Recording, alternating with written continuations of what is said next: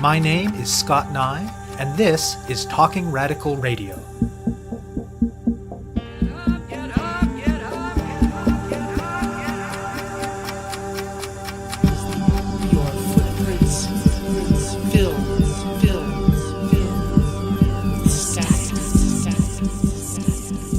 Hello and welcome to Talking Radical Radio, where we bring you grassroots voices from across Canada.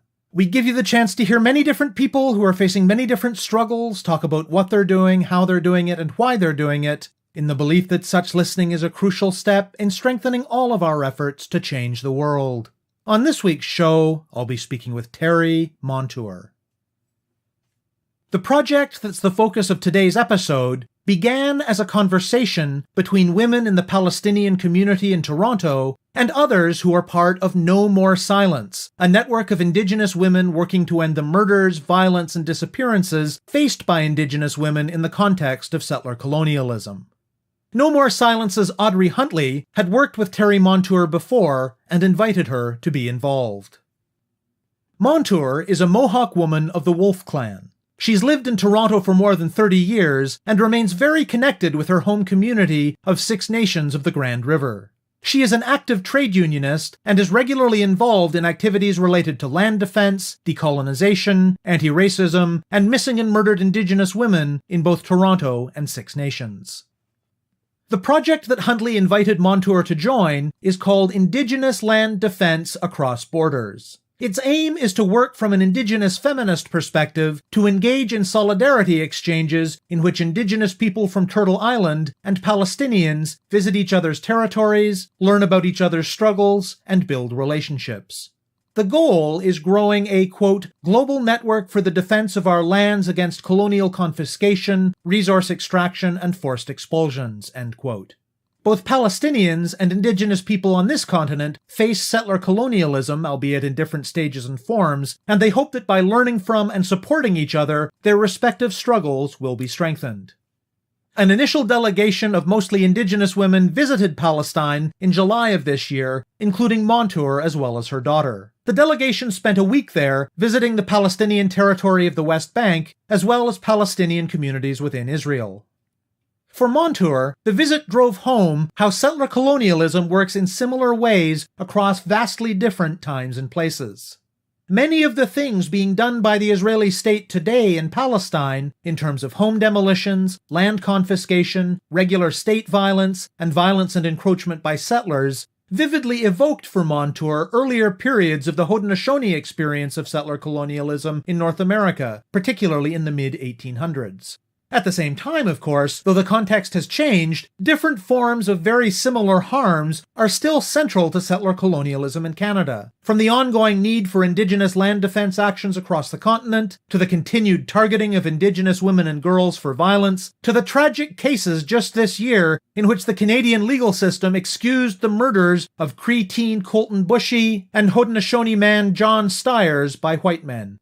The trip also involved mutual sharing of experiences of resistance. This included their respective efforts to understand and push back against the gendered and sexual violence that is inherent to settler colonialism. It included, for Monture, visiting an agricultural co-op in the Jordan Valley that was an inspiring example of economic self-sufficiency and presence on the land, which she sees as a promising model for Six Nations to use on land reclaimed by the community in recent years at the so-called Douglas Creek Estates.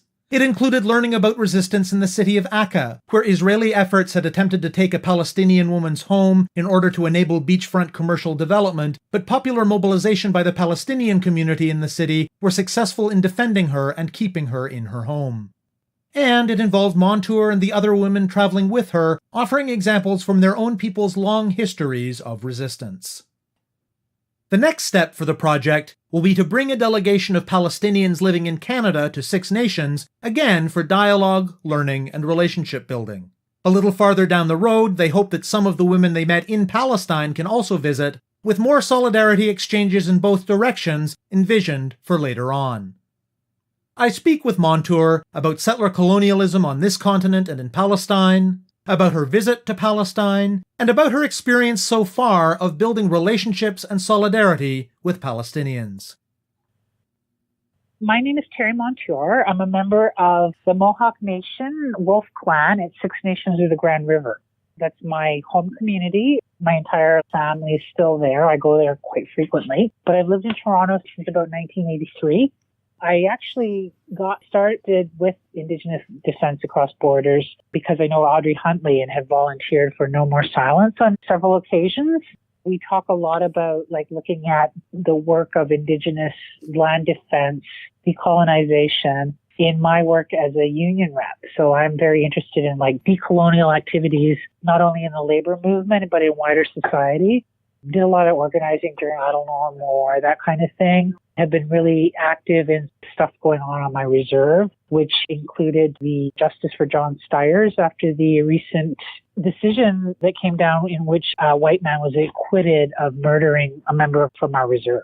So I've been doing a lot of that kind of thing for, years. And so Audrey was like, hey, I'm really interested in bringing a group of people to do this exchange with Palestinians in Palestine who are trying to do resistance work. And because she knows my political analysis and all of that, we thought that I would be a good fit. And then my daughter, who is a student at McMaster, she is still an undergrad in Indigenous Studies and Gender Studies.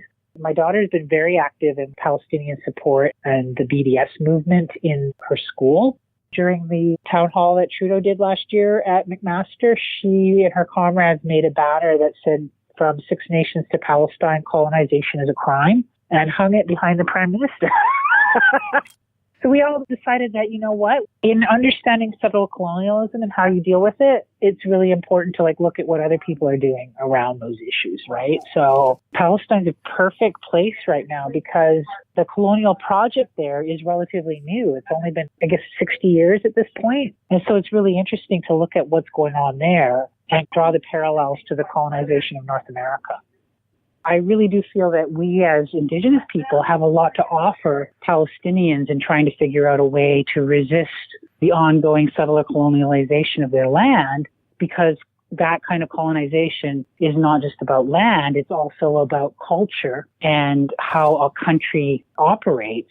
There's a lot of things that we know that happen to us that we can watch happen to the Palestinians as well. Tell me more about how this project got started, where it came from. Audrey was approached specifically by Linda Taber and Chani Desai, who are kind of like our Palestinian counterparts.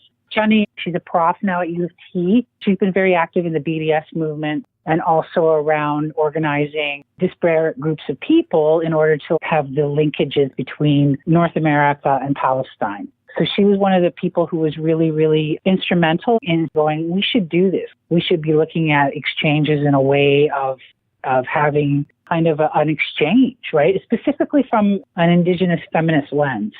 We didn't want to come in with a group of people with the colonized approach to going on a trip to Palestine with all of its overtones of religious stuff and things like that. But we wanted people who were going to be looking at the colonial realities. And Chani knew Audrey, who is the head of No More Silence, and approached her. So then Audrey was like, let's think about people to take. So I believe the way that they got the trip organized was we got a grant so that we could send not only myself and Audrey and my daughter, but also Doreen Silversmith, who is a long-time land defender, not only at Six Nations, but other struggles around the country, and who also is a organizer and what I call counselor at Camp Sis, which is a traditional encampment for Indigenous women who are fleeing abuse.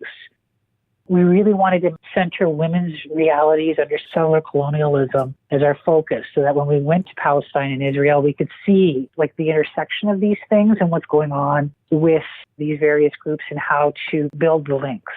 We've got a kind of a paralleled history here around how do you deal with complete dispossession, not only of your land, but also what happens to you in the wake of that and your culture. And how do you hold on to your culture, your sense of yourself as a nation, and all of those things. So we really wanted to focus our attention on that kind of situation where you've got a group of women talking to other women about how do we resist, and not only resist the settler colonial state, but the incursions onto your traditional values and cultural practices.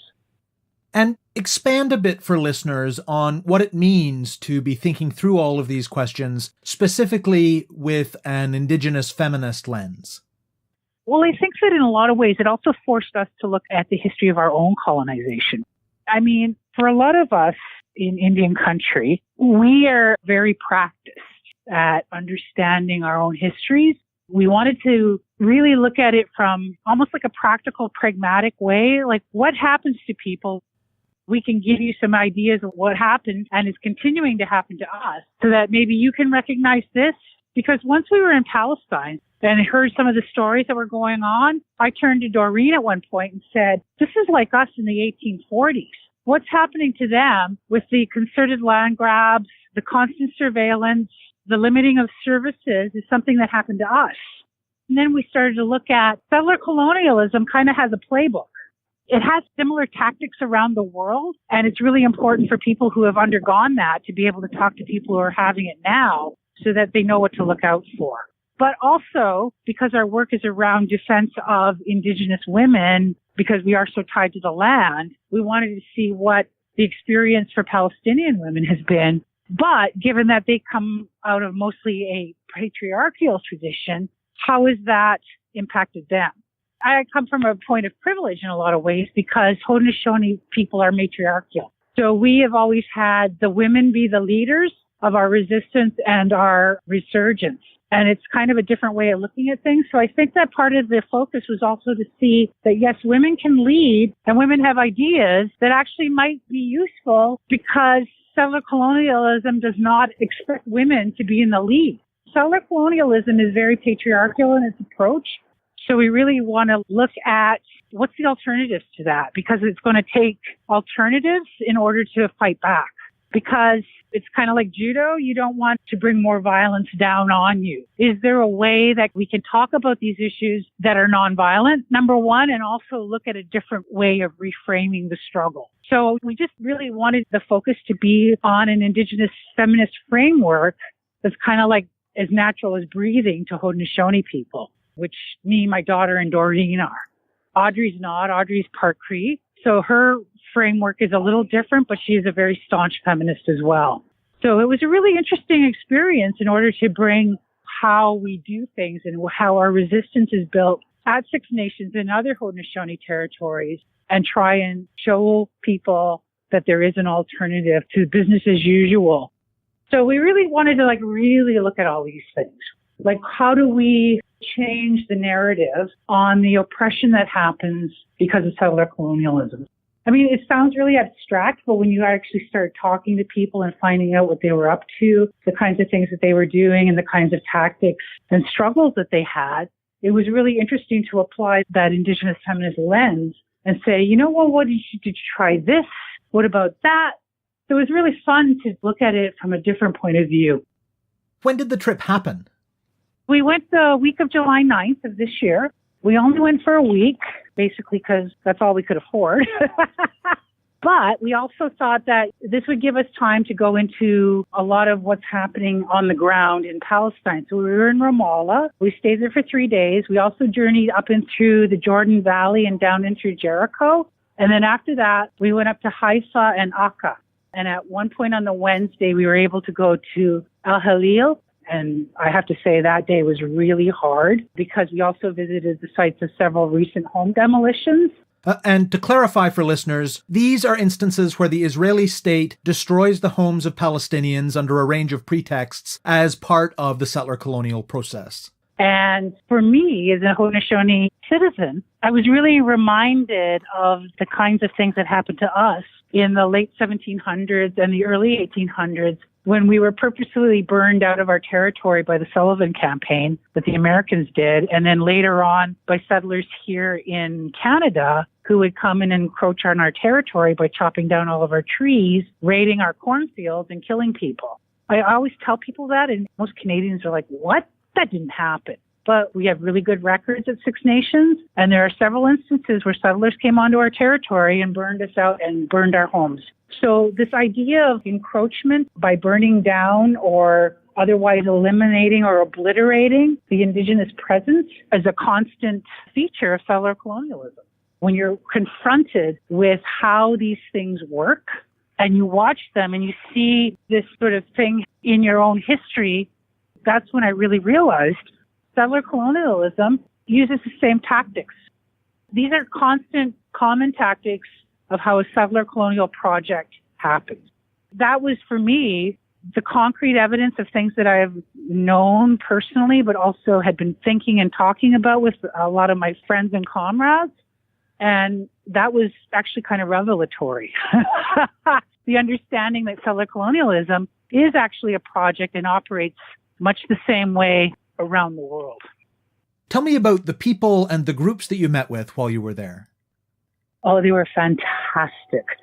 The first place that we went to in the Jordan Valley was a community called Al-Aqsa. And in Arabic, it means the obstacle. This was the place where I really want to adopt their method of resistance into things that we're doing at Six Nations. One of the things that they're doing is, despite the constant threat of being shut down, their water's constantly stolen, they have essentially an agricultural co-op where they grow their own food. The women of the village make teas and other herbal preparations and jewelry and things that they sell. It's quite a commercial success, and it means that their operation is self-sufficient. They're hoping to educate some of their kids in like water reclamation, and they want to rebuild homes for their burgeoning population, utilizing modern materials, but with their traditional building methods.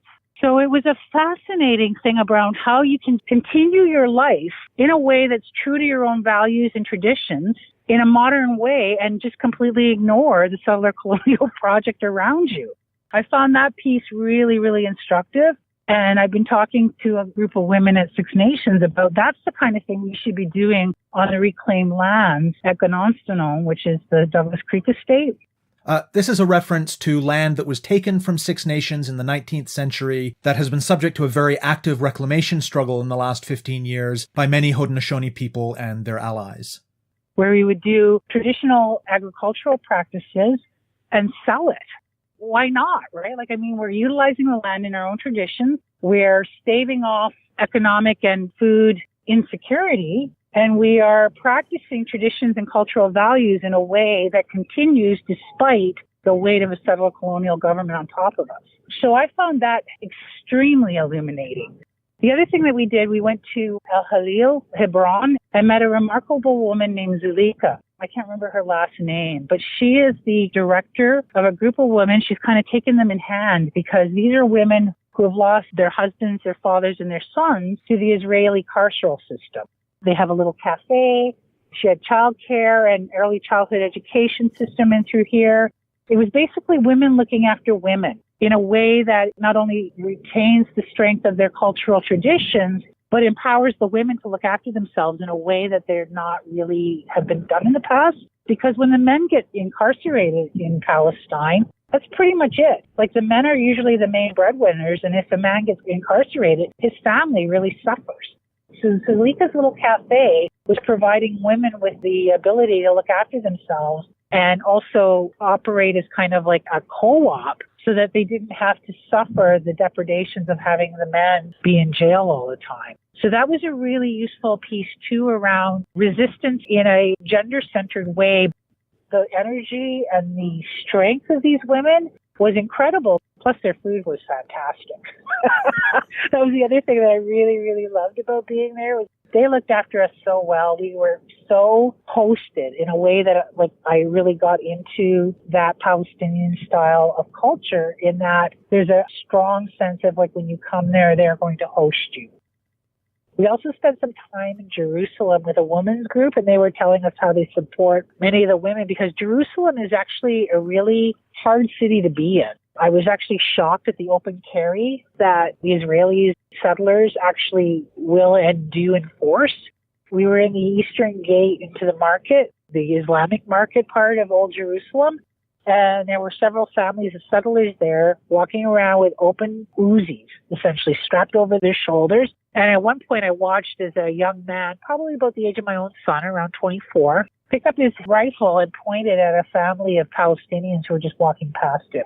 And to me, that arrogance, that just you know what, if I wanted to squeeze this trigger, I would, and kill that 5-year-old that was standing there with his mother, that naked arrogance in that minute really made me froth. It was holy shit. This is a place where you say the wrong thing or do the wrong thing, you could be dead.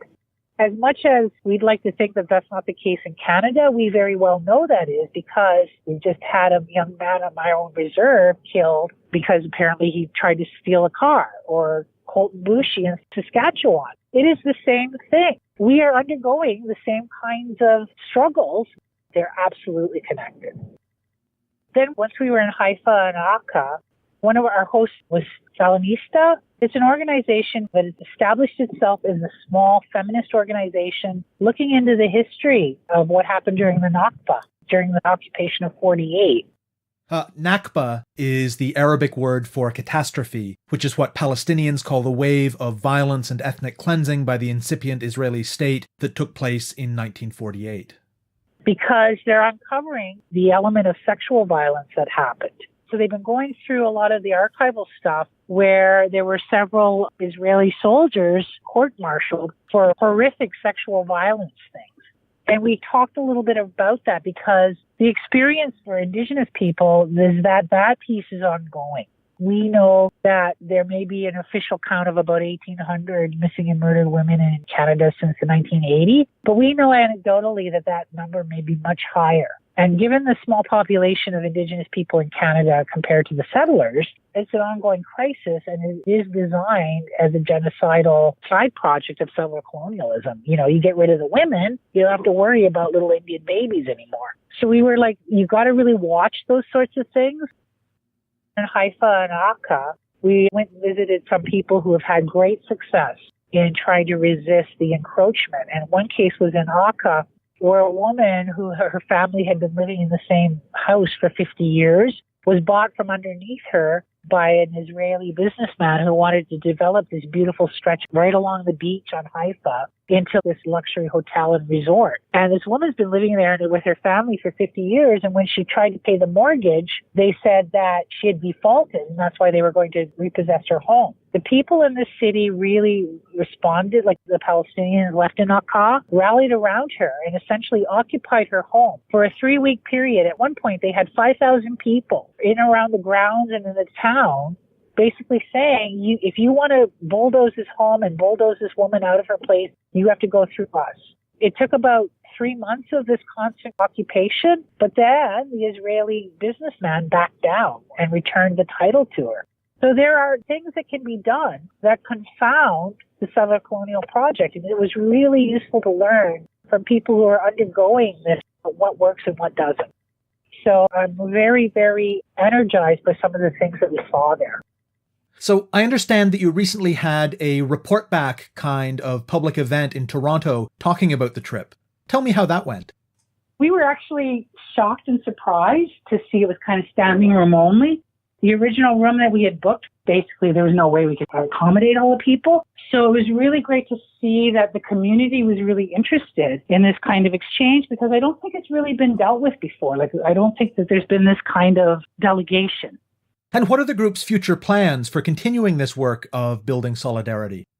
Doreen and I are going to present to the clan mothers at Six Nations. There's been a couple of things that have happened at Six Nations, so we haven't been able to do that. What we want to do, though, is present to them about what happened to us, because we need the clan mothers to be forthcoming and welcoming when we bring a delegation of Palestinians down there. We don't think we're going to be able to do that until the middle of December. Our plan is to bring a delegation of expatriate Palestinians living here in Toronto down to Six Nations to see what we're doing, and then we want to sit down and think of the delegation of the Palestinian people that we met and bring them back to our territories and see what we're doing here. So that's probably not going to be a project until next year. We just don't have the capacity at this time. But that's what we want to do. My daughter is finishing up her undergrad, but she'd like to do some work in terms of understanding violence in a settler colonial context against women. She's thinking about going back and studying under Linda Tabor, not next year, but in 2020. She's hoping to spend 6 months with Linda at the university in Ramallah. Beyond the immediate work that you and your group intend to do, how in broader terms would you like to see solidarity between Indigenous peoples on Turtle Island and Palestinians develop? Well, I'd like for us to support each other however we can. And one of the things, we were talking a lot about the BDS movement. And I said to them, unfortunately, you're talking to a group of people who have been deliberately impoverished by the state, right? We do not have money in Indian country. This is a reality that Canadians do not understand. We have been deliberately kept impoverished so that we cannot get the kind of easy money that's available to a lot of organizations in Canada. We have so many other issues around even just access to things. How do we even expect to be able to give money to the BDS movement? We don't have any. So we have to be creative in how we can support. And right now that's going to have to be in supporting Palestinian endeavors and things with our own bodies, right? Because that's all we can do at this time. I do think that even for a lot of Indigenous people, the West has swallowed the propaganda that the Israelis give us for very far long. When I started talking to a lot of my friends and family about going on this trip, they were like, you're going to get shot. What's going to happen? There was all this fear that we were going to get taken hostage and all this ridiculous that can only be traced back to the propaganda that the Western media puts on Palestine. And after being there, I can categorically tell you that everything that I thought to be true about the place is wrong. So I think that that's some of the work that we can do on this side of the ocean, telling people that that is propaganda and that the real truth is that these are people who are suffering under the yoke of an oppressive settler colonial project. And when you put it in terms like that other Indigenous people can understand, suddenly they get it. So that's the work that we're going to be doing in the next little while, is just basically telling people, this was our experience. It's exactly what's gone on here. This is where they are in terms of their colonialism.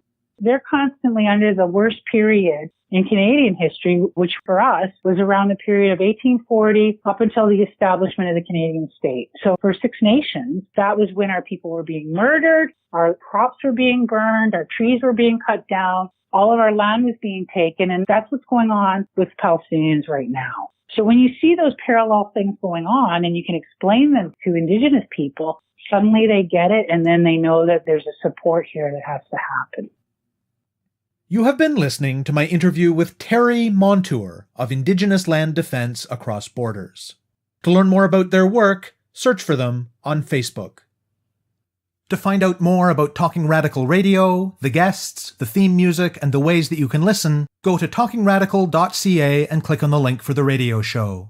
On the site, you can sign up for email updates or follow us on Facebook, Twitter, iTunes, SoundCloud, and other platforms. I'm Scott Neigh, a writer and media producer based in Hamilton, Ontario, and the author of 2 books of Canadian history told through the stories of activists, published by Fernwood Publishing. Thank you very much for listening, and I hope you tune in again next week.